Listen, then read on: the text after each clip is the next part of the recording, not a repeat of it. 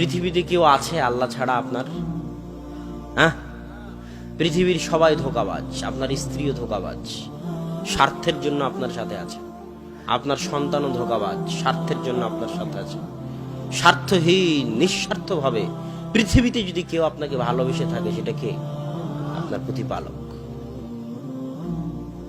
তো আল্লাহ সুবহানাহু ওয়া তাআলার এই ভালোবাসার গুরুত্ব আমাদের বুঝতে হবে এবং আমাদের উচিত যত দ্রুত সম্ভব আল্লাহর দিকে ফিরে যাওয়া। আজকেই তওবা করে আল্লাহর দিকে ফিরে যাওয়া, ওযু করে 2 রাকাত সালাত আদায় করে, বক্তব্য প্রোগ্রাম শেষ করে নিজ নিজ বাড়িতে গিয়ে ওযু করে 2 রাকাত সালাত আদায় করে সবার উচিত পুনরায় আল্লাহর সাথে সম্পর্ক তৈরি করা। যে আল্লাহ, আজকে তওবা করে তোমার সাথে সম্পর্ক তৈরি করতেছি, আর সম্পর্ক ছিন্ন করব না।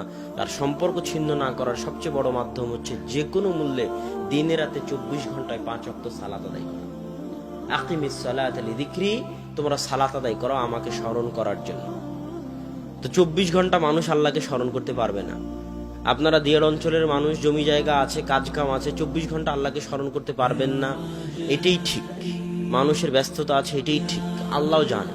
তো আল্লাহ বলতেছে 24 ঘন্টা যদি না পারো তো কমসে কম কয়বার? 5 বার। 5 বার আল্লাহকে স্মরণ করা কি খুব কঠিন কাজ? কোনো কঠিন কাজ নয়। সালাত আদায় করাকে আমরা নিজেরা নিজেদের উপর ভারী বানিয়ে নিয়েছি। কয় মিনিট সময় লাগে এক ওয়াক্ত সালাত আদায় করতে? উজু করা থেকে শুরু করে সালাত কমপ্লিট করতে 10 মিনিটের বেশি লাগে না। এই 10টা মিনিট সময় আমাদের উপর এমন ভারী, এটা শয়তান আমাদের জন্য ভারী করে দিয়েছে। কথা বুঝেননি? আজান হওয়া মাত্রই সালাত আদায় করার সবচেয়ে সহজ উপায়, আজান হওয়া মাত্রই সব কাজ বন্ধ। প্রধানমন্ত্রীর সাথে যদি মিটিং থাকে তো বন্ধ, তাহলে সালাত আদায় করা সহজ হয়ে যাবে। না হলে যদি মনে করেন অনেক জরুরি কাজ, আর 5টা মিনিট করি, আর 2টা মিনিট করি, আজান হয়ে গেছে আর 5 মিনিট পর দোকান বন্ধ করি, তাহলে আর সালাত ধরে রাখতে পারবেন না। 2 দিন পর সালাত হারিয়ে যাবে, কোনো না কোনো ব্যস্ততায় এসে সালাত হারিয়ে যাবে। প্রথমে জামাত থেকে দূরে হয়ে যাবেন, তারপরে ব্যক্তি জীবন থেকে সালাত চলে যাবে।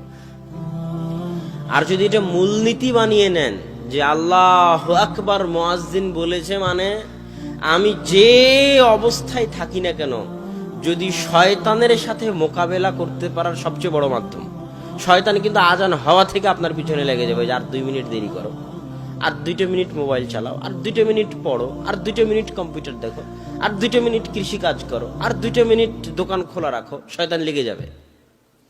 নামাজিকে নামাজ থেকে এইভাবে দূরে নিয়ে চলে যায় শয়তান। যে নামাজ পড়ে না তার কথা তো বাদই দিলাম, যারা সালাত আদায় করে তাদের এই অবস্থা। তারা তখন এইভাবে আস্তে আস্তে জামাত ফেল করে, জামাত ফেল করতে করতে ব্যক্তি জীবনে সালাত চলে আসে, আস্তে আস্তে ব্যক্তি জীবন থেকে সম্পূর্ণ সালাতটাই হারিয়ে যায়। তখন একটা পর্যায়ে বেনামাজিতে পরিণত হয়ে যায়। তো সালাত আদায় করার সবচেয়ে বড় উপায় হচ্ছে আজান হওয়া মাত্রই সব কাজ বন্ধ, যত জরুরি কাজ হোক না কেন।